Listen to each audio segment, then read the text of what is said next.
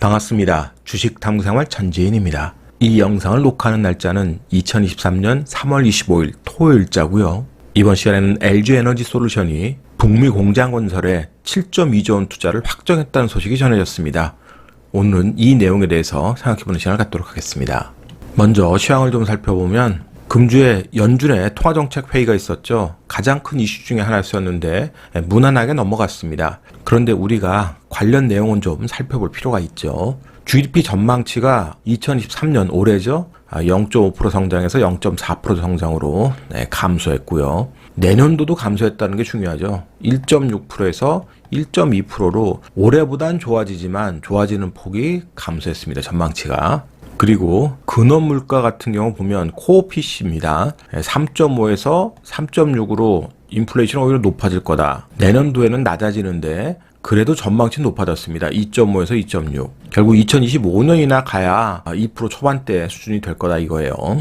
그리고 기준금리도 올해보다 낮아지니까 내년도에는 이제 기준금리 인하가 되겠죠. 그런데 이것도 4.1에서 4.3으로 높아졌다는 거죠. 인플레이션이 완화되고 있습니다만 완전히 잡히는 것까지는 만만치가 않을 겁니다. 자, 점도표 보시면 5%를 기준으로 해서 많이 찍혔다 그러면 이번엔 5.5%를 넘어서도 찍혀져 있는 걸 보실 수 있죠. 물론 은행발 리스크가 있기 때문에 계속해서 금리를 올리는 것은 부담스러울 겁니다. 결국은 어느 시점에 동결로 가게 될 텐데 이 동결로 가는 시점에서 주가는 떨어지지 않고 계속 반등을 시도하겠습니다만 오히려 금리를 인하하는 시점이 더 리스크할 수 있어요. 그때 금리 인하 시점에서 경기 침체가 확실히 눈에 보인다면 오히려 증시는 다시 조정권으로 진입할 수 있는 겁니다. 그래서 상황을 계속 예의주시할 필요가 있어요. 파월 연준 의장은 이번 은행발 리스크 안정하기 위해서는 모든 수단을 다 사용하겠다 했고 하지만 금리 인하는 올해 없다 이렇게 모습도 박았습니다.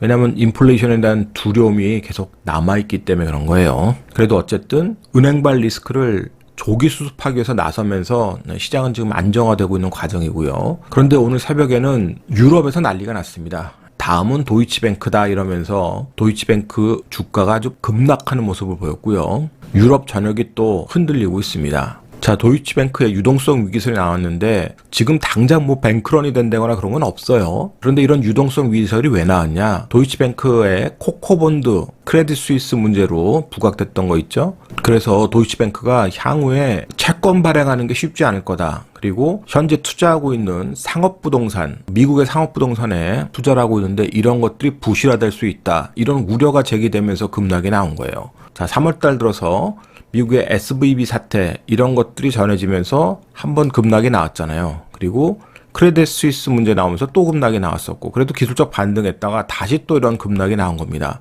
장중에 8유로도 깼어요. 그런데 도이치뱅크는 과거에 100유로짜리 기업이었어요.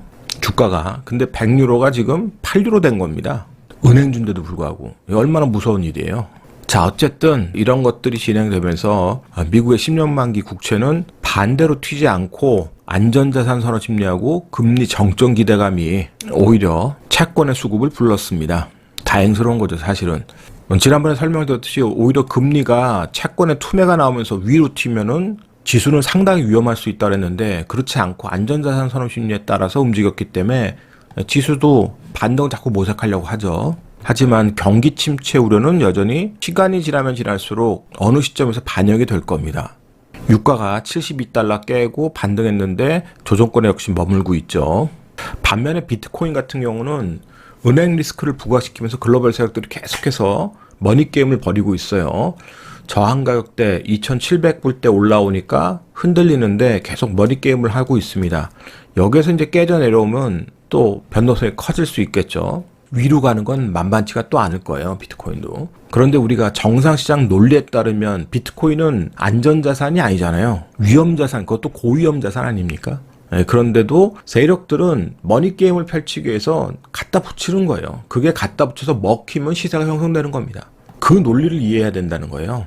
이게 좋고 나쁘고가 아니라. 자, 나스닥 시장 금리 정점 기대감이 반영되고 은행발 리스크 여기에 이제 정부가 빠르게 대응 조치하다 보니까 기술적 반등 시도했습니다. 다행이죠.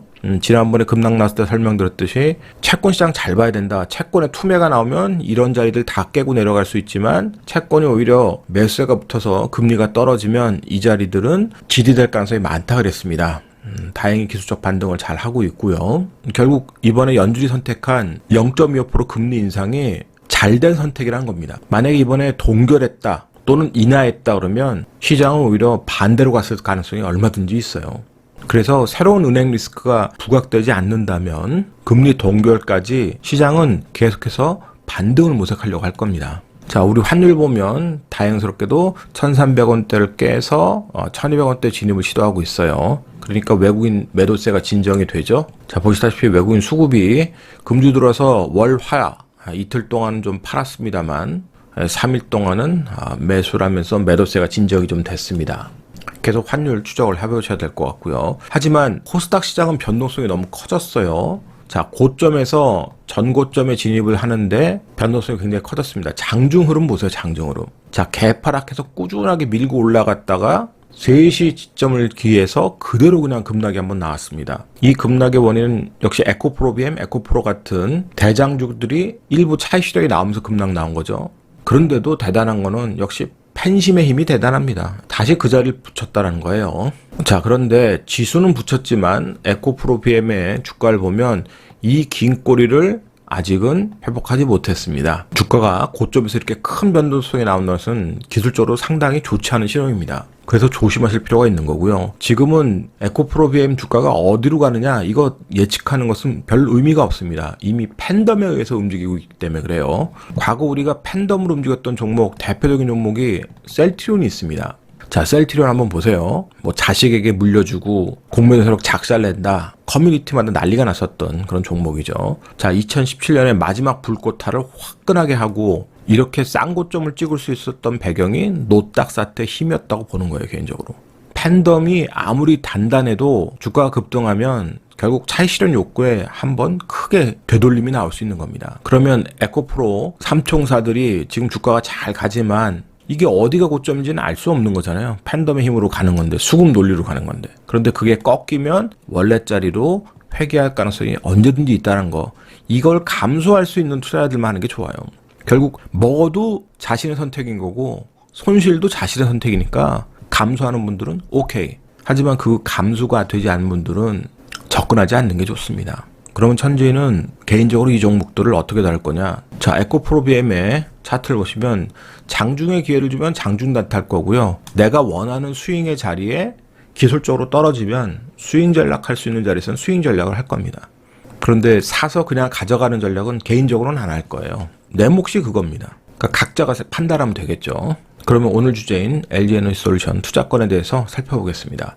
자, 애리조나 공장건설에 7.2조 원 투자한다. 원래는 1.7조 원 투자하려고 그랬어요. 그런데 엄청나게 투자 금액이 확대됐습니다. 중국 쪽 투자 줄이고 이쪽으로 배팅 들어가는 거죠. 원통형 배터리에 4.2조 원 투자하고 ESS하고 LFP 이쪽에 3조 원 투자합니다. 결국 LFP 쪽을 투자 안 할 수가 없게 됐죠. 그런데 원통형은 2025년도에 양산, LFP는 2026년도 양산이니까 먼저 생산되는 것은 원통형이라는 소리예요. 그래도 어쨌든 LFP가 최근에 테마를 계속 형성하면서 강한 시세를 줬기 때문에 수급 보면서 매매할 수 있는 기회는 줄 수 있습니다. 그래서 꾸준하게 관심 갖고 보셔야 될 거예요. 이 소식이 전해지고 나서 시장에서 수급이 붙으면서 좋은 흐름을 보였던 종목이 세한 메카닉스라고 하는 종목이 있습니다. LG에너지솔루션하고 LG마그마에 전기차 부품을 공급하는 회사인데요. 엔드플레이트하고 DC박스 공급하고 있습니다. 전체 매출에서 자동차 매출이 차지하는 비중이 38.8% 정도 차지하고 있어요. 현재는 오보형 이슈가 있기 때문에 추격 매수는 자제하셔야 됩니다. 주요 주주 중에 KVO 5호 투자 유한회사가 있습니다. 이 회사가 보유하고 있는 물량이 310만 주 가까이가 있었는데 이번에 100만 주를 또 시간의 매매를 통해서 블록딜을 했어요. 자, 처분가가 5,600원대고 앞으로 6개월 뒤엔 9월 24일 이후에는 150만 주를 추가적으로 매도할 수 있기 때문에 날짜를 계속 체크를 해보셔야 되고요. 60만 주 정도 남은 것은 언제든지 물량이 나올 수 있습니다. 그리고 우리 사주에 대한 보호 예수도 해제가 돼서 요 33만 주도 나와야 돼요. 그러니까 추격 매수하지 말고 이런 물량들이 나오는지를 좀 계속 체크를 해봐야 되고, 이런 물량들을 전부 다 장악할 수 있는 더 강력한 수급이 들어와야 될 겁니다. 그리고 장비주 중에서는 대부 마그네틱이라든지 하나기술 이런 종목들이 있는데, 대부 마그네틱 같은 경우는 단타의 관점에서는 기술적 대응할 수 있겠습니다만, 하나기술은 좀 더 주가를 추적을 좀 해보셔야 될 거고요. 일단은 세안 메카닉스의 주가 위치와 전략을 좀 생각해 보겠습니다. 세안 메카닉스의 차트 흐름을 보시면 보시다시피 시총은 1,800억 정도로 부담이 크지는 않고요. 최근에 바닥권에서 주가가 굉장히 변동성이 큽니다. 급등락을 하고 있죠. 거래량도 일부 실리면서 바닥에서 좋은 흐름을 보여주고 있어요. 자, 앞으로 당겨보면 상장 이후에 주가가 굉장히 큰 변동성을 보여줍니다. 급락했다, 급등했다, 급락했다 하면서. 그리고 기술적으로 직전에 저점을 깨고 내려와서 한 번 더 지하실을 파고 난 다음에 지금 돌리려고 하고 있고, 이평선들이 다 모아지고 있는 과정입니다. 그래서 기술적으로 긍정적인 흐름을 보여주고 있는데, 더 많은 거래를 수반해야 앞전의 매물대가 또 소화될 수 있고 오버행 이슈도 해소될 수 있을 것 아니겠어요. 그래서 수급을 계속 추적을 해야 되고요. 조금 깨끗하게 보면 100만 주를 시간에 매매해서 거래했다고 했는데 그 가격대가 5,600원대입니다.